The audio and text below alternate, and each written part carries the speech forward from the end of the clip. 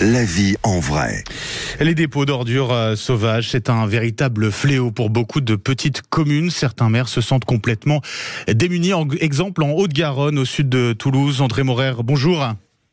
Oui, bonjour, monsieur Glaise. Soyez le bienvenu sur Sud Radio. Vous êtes le maire de la commune de Saint-Hilaire et vous êtes confronté justement à ce fléau. Depuis combien de temps ça dure, monsieur le maire ? Oh, ça fait un moment que ça dure, mais ça s'est amplifié un peu depuis 3-4 ans, ça s'est vraiment amplifié et maintenant ça prend une ampleur démesurée.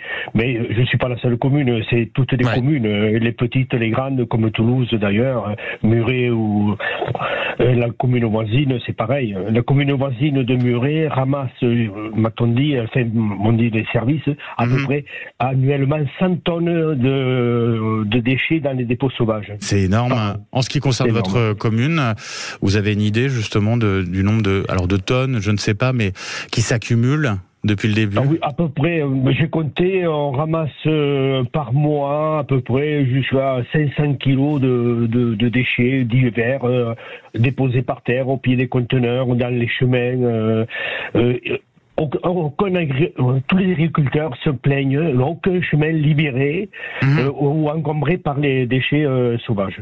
C'est vraiment, ça prend une ampleur, c'est démesuré maintenant, oui. Oui, c'est un vrai problème au quotidien pour l'ensemble des habitants, bien sûr, de votre commune. C'est quel type de déchets? C'est des ordures ménagères, des ordures de chantier?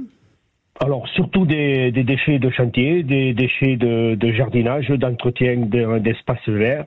Alors, souvent, surtout les déchets de chantier, qui sont vraiment des plaies ouvertes pour la planète, pour la biodiversité, c'est des pollutions terribles pour la flore, la faune, et pour les humains eux-mêmes. C'est pour la nappe phréatique également, puisque dans ces déchets, on trouve tout un tas de matériaux polluants, des solvants, tout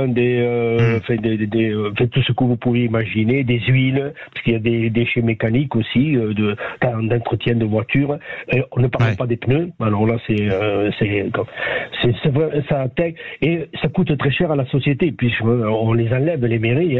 Bien sûr, Vous voyez, j'ai trouvé des plaques fibrociment amiantées. Pour les faire enlever, ça va me coûter à peu près 5 000 €, voyez-vous. C'est énorme pour le budget forcément de votre commune. Sur la rivière, ou sur les berges de la rivière, en plus. Est-ce que vous avez pu identifier ceux qui viennent déposer illégalement ce type de déchets dans votre commune? Oui. Alors ça c'est c'est mon quotidien. Quand je vois un dépôt, je fouille. Alors, je prends les précautions nécessaires. Mais il est je trouve souvent des indices ou je trouve même des éléments qui identifient les auteurs de ces dépôts. Et grâce à ça, vous avez pu porter plainte justement?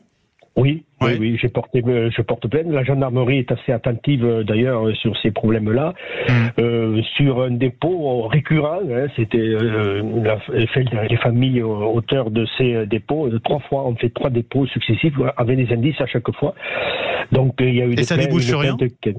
Alors le temps de la justice est devenu tellement long dans ce pays qu'il est difficile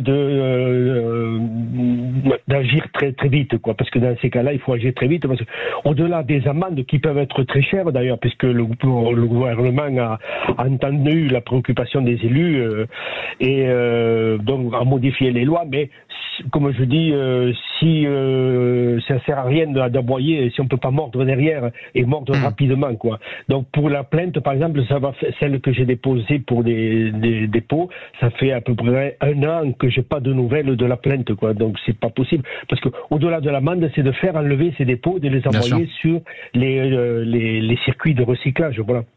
On se souvient en 2019 le maire de Signes dans le Var qui avait été tué en voulant empêcher une camionnette de jeter des gravats dans sa commune. Vous vous sentez vous-même en insécurité? Oui, sur des déchets, ça peut prendre des tours, si on prend quelqu'un sur le fait, ça peut prendre des tours assez violents. Bon, on n'en est pas à des coups, mais bon, c'est des violences verbales, etc. Mais bon, on y arrive, à force. Mais ça, c'est une lutte quotidienne. Hein. Bien sûr, aujourd'hui, monsieur le maire, vous en appelez au procureur de la République de Toulouse pour vous aider, pour aider votre commune? Oui, alors, je comprends les difficultés de la justice, hein, mais bon, je pense que ce serait bien que quand il y ait des dépôts de plainte comme ça,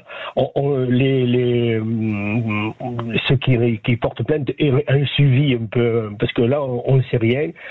Et donc, j'appelle souvent la gendarmerie me dit c'est sur le bureau du procureur de la République ou dans le circuit, mais bon, on ne sait rien.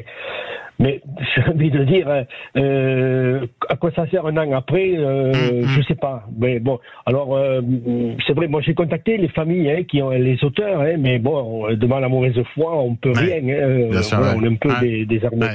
Donc on cherche une commune comme la mienne, qui a 1800 habitants, ne peut pas supporter le budget pour une police municipale, quoi. Même pour une police pluricommunale, c'est très difficile. Donc, on a besoin quand même de la puissance publique, que ce soit la gendarmerie en ce qui nous concerne, ou la justice aussi, quoi. Bien sûr, votre message, en tout cas, est passé ce matin sur Sud Radio. André Morer, maire de Saint-Hilaire, en Haute-Garonne. Merci d'avoir été avec nous ce matin sur Sud Radio et bon courage à vous pour la suite. Merci à vous de votre écoute et bonne journée. Merci. 6h43 sur